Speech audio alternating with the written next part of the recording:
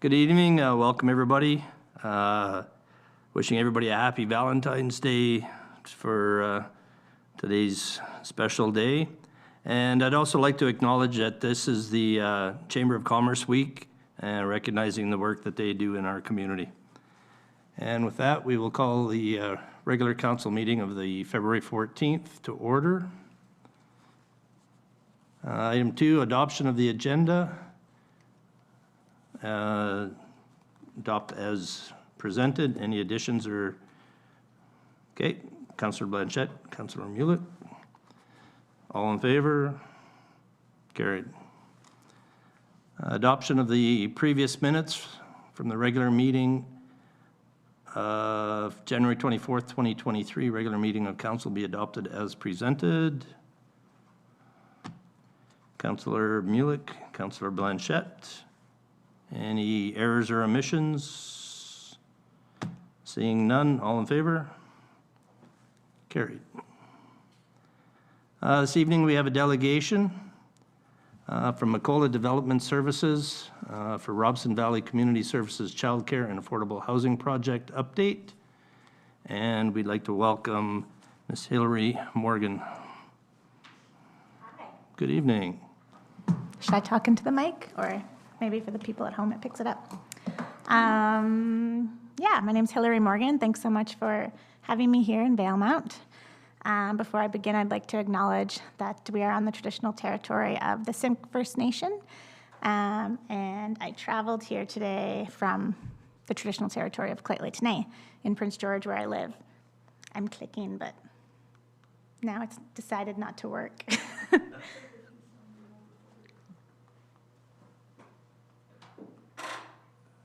Maybe I can just tell you to switch a slide, yeah. So there's my slide from a view of Valemount on a hike I did a few years ago. And next slide, please. I'm sure you guys are all very familiar with the work that our VCS does in the community. And I just wanted to, just provide a slide providing an overview of the services that they provide and noting that they will be the operator of the building, both the childcare and the housing. And a little background on Macola is our next slide, if we're able to. There we go. So if it works, just point to the computer. Okay, thanks. Macola Development Services is a professional consulting firm that focuses on affordable housing. We are a team of project managers and planners that basically are involved in projects from concept to community, have projects all over British Columbia.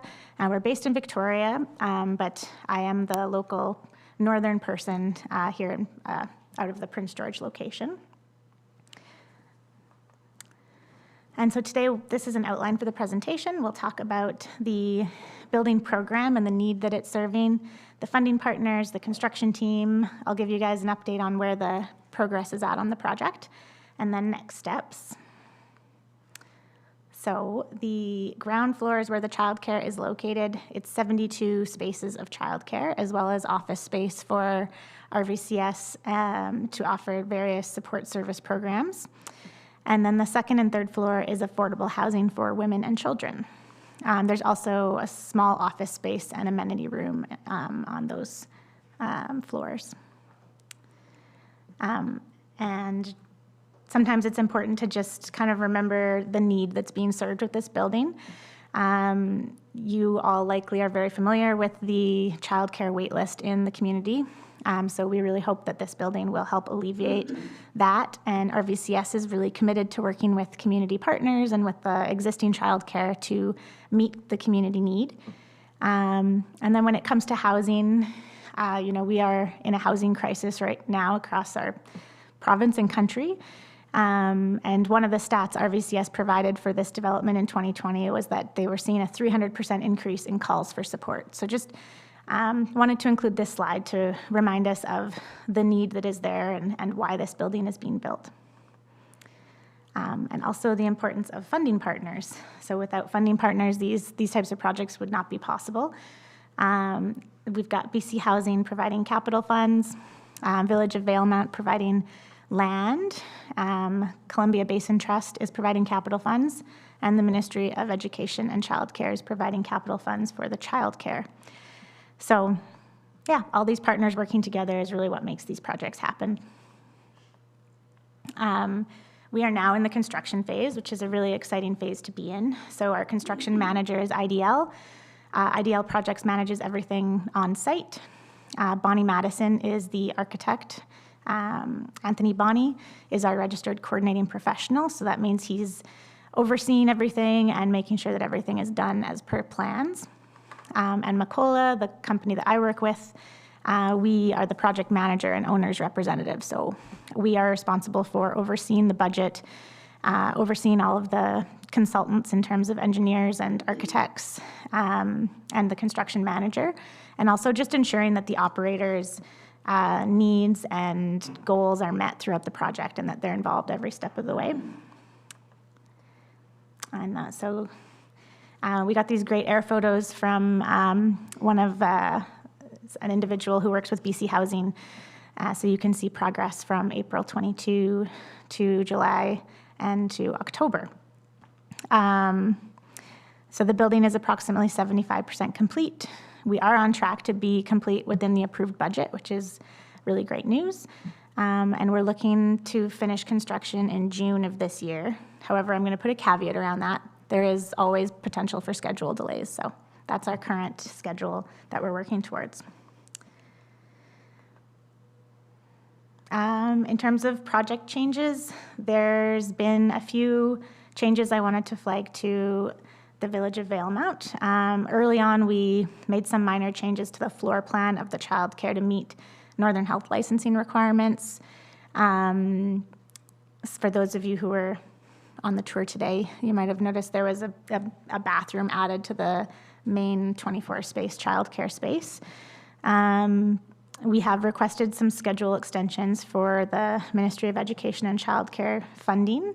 So originally that application indicated that the project would be done by March 2022, but that is not the case. We had to wait for BC Housing funding to come through, and so we ended up starting a bit later than planned.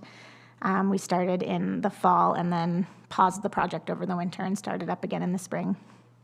So all of those extensions have been approved by the ministry. And we recently had to make a minor change to the childcare programming. So the original program was for a total of 72 spaces. 24 of those were preschool spaces for kids 30 months to school age. And we recently had to request a change to make it 24 group age instead of preschool.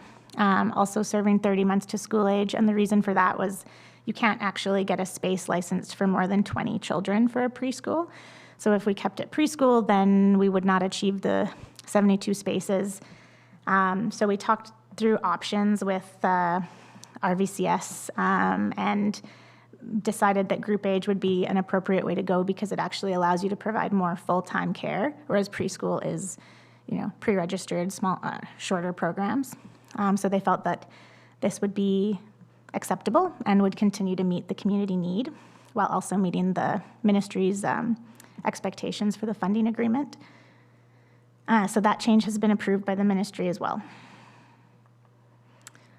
In terms of operations, RVCS has named the childcare the Roots of Life Childcare Center. They've been working with Simk First Nation to incorporate Indigenous language into some of the interior signage and hopefully maybe exterior signage as well. Right now, we're just focused on the interior signage. But we've got some various translations that we'll be using in the building, in the childcare specifically. We're hoping to open the childcare in fall of 2023 to align with, summer vacation ending. RVCS has been working with a childcare consultant to help them with opening the facility and working to get licensing and all the various components that have to happen before the facility can open. I just wanted to flag that we do know that the budget right now is a little low when it comes to toys and equipment for the childcare, but it might be a non-issue. We'll see when we're closer to the end of the construction process, but that might be something where we need to find additional funding sources. But right now, it's looking okay, but we'll just have to keep an eye on it. And as we get closer to the end of construction, that's one element that may need some additional funding. And then on the housing side of operations, RVCS has hired a residential coordinator to take the lead on policies and procedures for the affordable housing. And this slide is just speaking to, just remind Mayor and Council about the funding agreement with the Ministry of Education and Childcare. So it requires quarterly reports, which Macola has been working with the village to provide every quarter. And then at the end of the process, we'll give them a final report. That happens after the facility is licensed. And then the agreement indicates the need to provide 72 spaces and to provide childcare services for 15 years. So those are kind of the high-level important components of that funding agreement. And then the project timeline, after I built this, it was kind of just interesting to reflect on. We've got projects like, affordable housing developments all over BC, and they do take time, and this one started in 2018. So I think just commending everybody involved to where we are now. It's a huge achievement, and it's started in 2018 with preliminary funding from BC Housing, and 2019 the village became a partner, and then in 2020 the childcare funding was approved and the rezoning was approved. And then site prep began at the end of 2021, and the construction process started in March of 2022. And now we're, getting close to the end for completion in this spring. And I think, again, just highlighting the importance of these various partners working together to make this vision a reality. So thanks so much for having me here in Valemount, and I'm happy to answer any questions that you have. Thank you. Motion to receive delegation. Councillor Mulyk, Councillor Blanchette. Any questions for the presenter?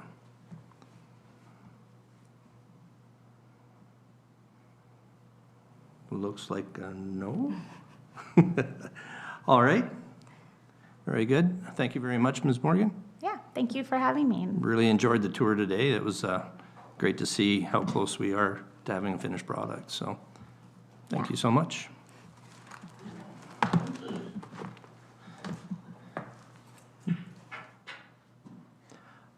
Right. So we'll have a vote on it. All in favor for acceptance of the delegation?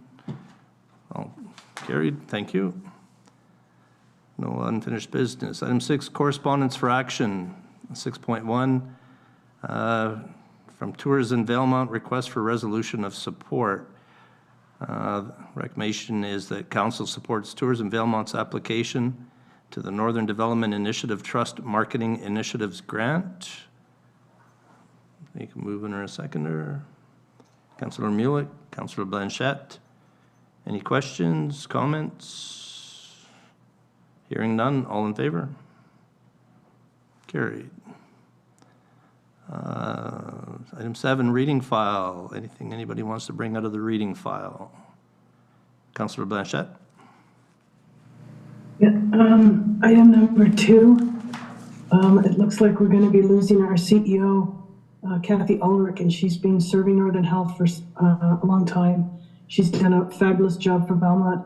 And I just wanted to wish her congratulations moving forward and to thank her for all the support and work she's always done on our behalf. Agreed, thank you. Anything further? Just a sec. Look.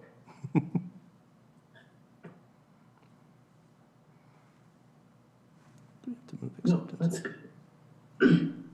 Okay, thank you. Nothing, Councillor Mulyk?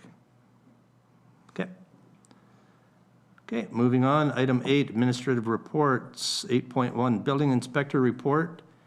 Building permit values, January 2023. Recommendation report be received for information. Councillor Mulyk, Councillor Blanchette. Comments, questions? Starting to gear up for spring. Yeah. We're going to keep you talking, Holly, with that voice. All in favor? Carried. Item 8.2, Bylaw Enforcement Summary Report for January 2023. Recommendation report be received for information. Councillor Blanchette, Councillor Mulyk. Questions or comments? Hearing none, all in favor? Carried. Item 8.3, Temporary Use Permit 23-01-1070 14th Avenue. Recommendation that temporary use permit 23-01, a renewal of temporary use permit 21-05 for 1070 14th Avenue, legally described as Parcel A, being a consolidation of lots 8 and 9, C, CA 475-1352, District Lot 7355, Caribou District Plan 26762, proposing the renewal of the temporary use permit for a period of 3 years, given initial approval. Councillor Blanchette, Councillor Mulyk. Questions, discussion? Someone to read, they need a 6-year renewal now. Okay, all in favor? Carried, thank you. Item 9.1, Fees and Charges Bylaw Number 869, 2023. Recommendation that Fees and Charges Bylaw Number 869, 2023 be adopted as presented. Councillor Blanchette, Councillor Mulyk. Any discussion? Hearing none, all in favor? Carried. Item 9.2, Council Remuneration Bylaw Number 870, 2023. Recommendation that Council Remuneration Bylaw Number 870, 2023 be adopted as presented. Councillor Mulyk, Councillor Blanchette. Any discussion? All in favor? Carried. Item 9.3, Road Closure Bylaw Number 872, 2023. Recommendation that Road Closure Bylaw Number 872, 2023 be given third reading. Councillor Blanchette, Councillor Mulyk. Discussion? Hearing none, all in favor? Carried. Any new business? We want to throw a wrench into things tonight?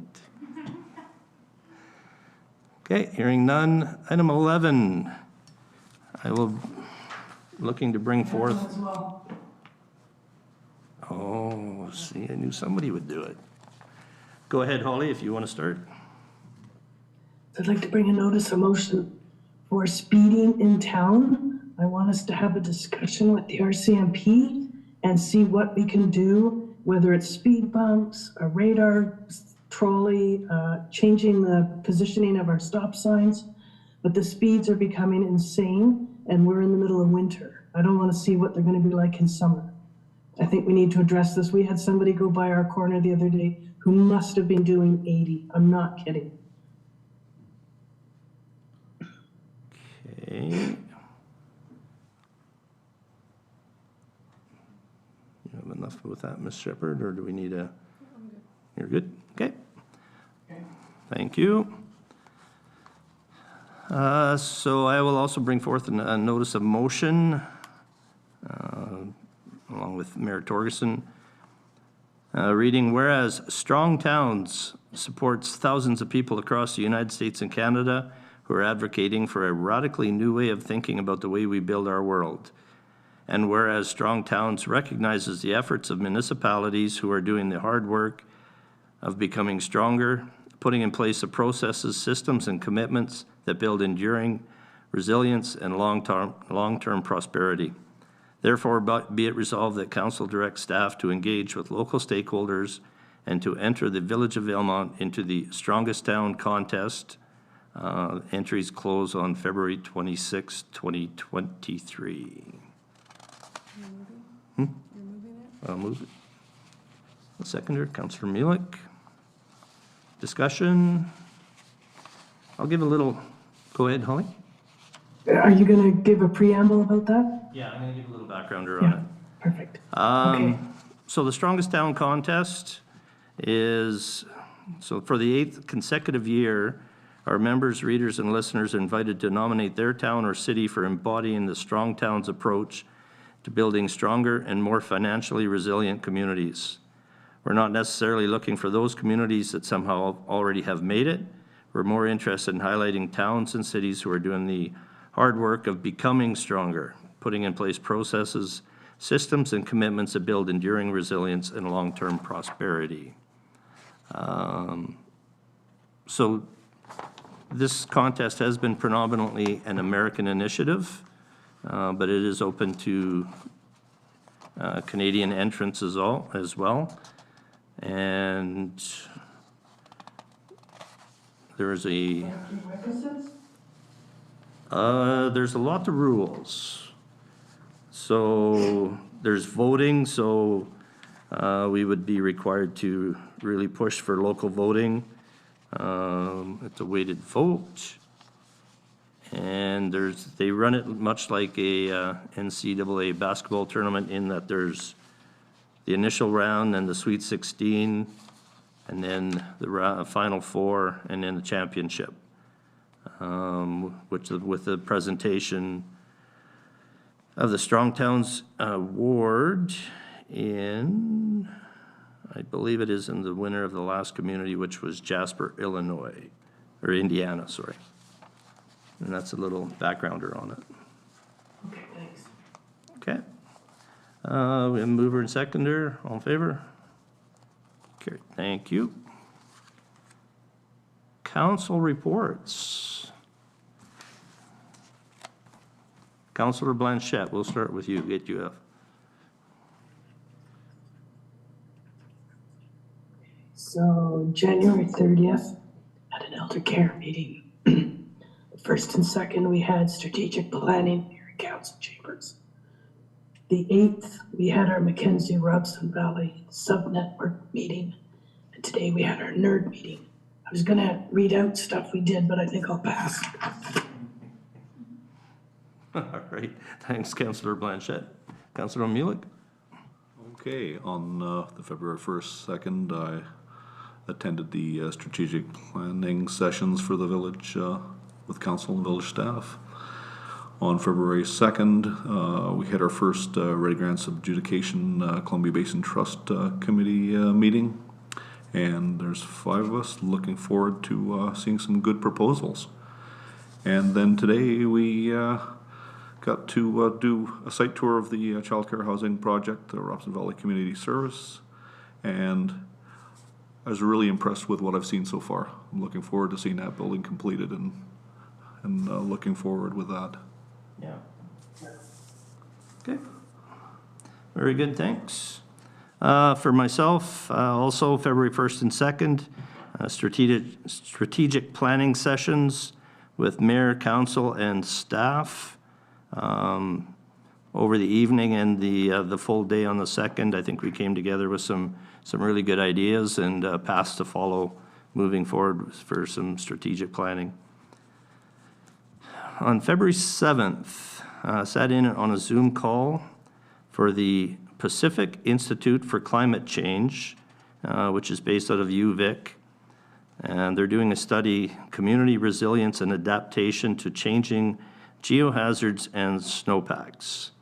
The discussion was led by Professor Joe O'Shea from UNBC, and they'll be doing a study basically the entire Robson Canoe Valley on climate change and how it's affecting snowpacks and geohazards. A lot of it is related to work in the bush, but long-term they're also looking at slope stability and in the event of any immediate dangers, working with the emergency planning in communities. We're all aware of what we're dealing with above Swift Creek, so that is something that would be on the radar. but this is covering a large amount of territory, bringing in lots of partners to gather data along with remote locations.